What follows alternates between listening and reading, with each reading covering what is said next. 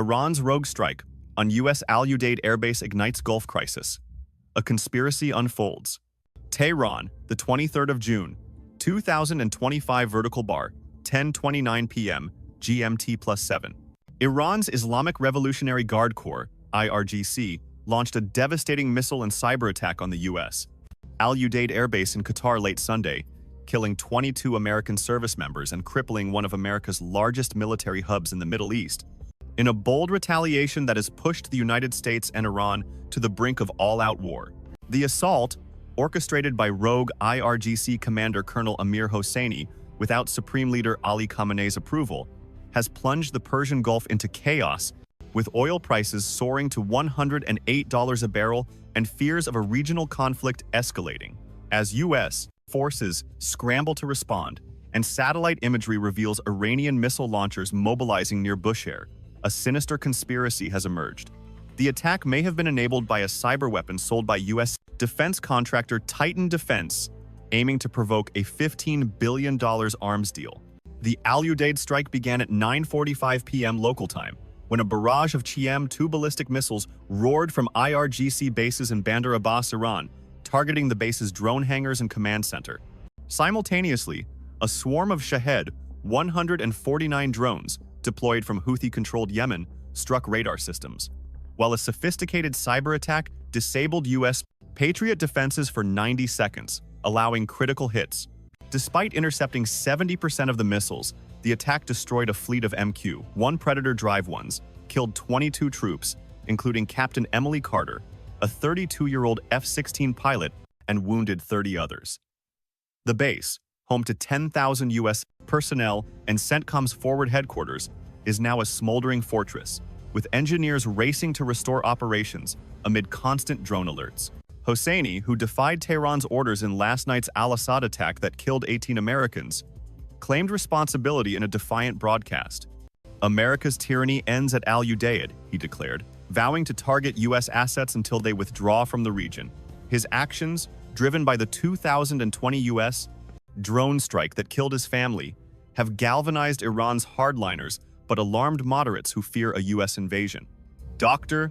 Fariba Azizi, a former Iranian diplomat, is risking execution to smuggle evidence of Hosseini's insubordination to Omani mediators for the UN, warning, "Hosseini's betrayal will destroy Iran." Her Tehran safe house was raided Sunday night by IRGC loyalists, led by Major Reza Ghaffari, forcing her to flee, dropping a USB drive with proof of Hosseini's rogue orders, now in the hands of a young protester evading capture. The attack's cyber component has raised chilling questions. Emma Chen, a CIA analyst in Qatar, uncovered evidence that the malware, which crippled Al-Udeid's radar, was developed by Titan Defense and sold to an IRGC defector, Major Hassan Jafari, who partnered with North Korea's Lazarus Group.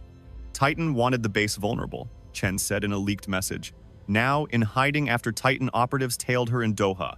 Her findings suggest Titan, which profited $2 billion from the Al-Assad strike, engineered the cyber attack to secure a $15 billion Patriot missile contract, U.S. Senator Maria Alvarez demanded a congressional probe, stating, "If Titan's profiting from our troops' blood, they'll face justice." Protests erupted outside the Pentagon, with chants of "No war for profit." U.S. Central Command Chief General Mark Donovan vowed overwhelming force in response, deploying B-1 Lancer bombers and Aegis destroyers to the Gulf. "Iran's act of war will not go unanswered," he said from Qatar, where 15 squadrons are patrolling. President Donald Trump, facing domestic pressure, warned Iran of unprecedented consequences, but stopped short of committing to airstrikes amid reports of a divided administration.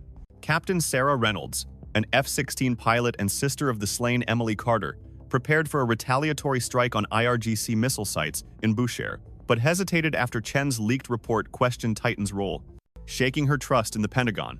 The Al-Udeid attack follows U.S. airstrikes on the 21st of June that targeted Iran's Fordo, Natanz, and Isfahan nuclear facilities, using B-2 Spirit bombers and GBU-57 bunker buster bombs.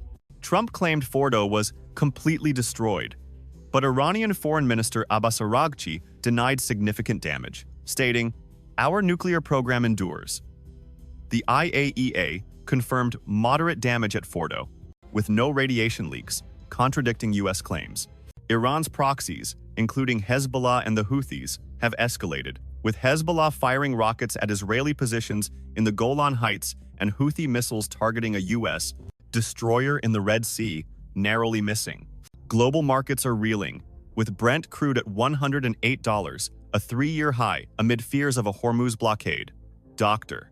Rachel Cohen, an energy expert at Georgetown University, warned oil could hit $140, plunging the world into recession. Stock markets in New York and Tokyo fell 6%, while Titan's stock rose 12%, fueling conspiracy theories. Diplomacy is collapsing, with U.S.-Iran talks in Oman abandoned after the strike. Russia and China blocked a UN resolution condemning Iran, with Russian envoy Maria Zakharova stating, "America provoked this crisis." The IAEA warned that attacks on Iran's nuclear sites could trigger a radiation leak, endangering millions. Satellite imagery shows IRGC Fata hypersonic missile launchers near Bushehr, aimed at the USS Gerald R. Ford, signaling a potential carrier strike within 48 hours. Iran's missiles are lethal, said Dr. Christopher Clary of the University of Albany. A carrier hit could spark a ground war. In Tehran, thousands rallied for Hosseini, burning U.S. flags, while moderates like teacher Mina Hosseini feared, "War will ruin us." Azizi, fleeing to Oman, faces IRGC drones, while Chen, underground, uploaded her Titan evidence to a whistleblower site, pursued by operatives. Reynolds, defying orders, launched her F-16 to intercept IRGC drones near Bushehr, only to face a cyber-induced radar glitch, muttering, "Titan's still playing us." The Gulf is a powder keg. Hosseini's rogue strike has exposed Iran's divisions and America's vulnerabilities, while Titan's alleged plot questions who profits from war. Is Hosseini a patriot or a traitor?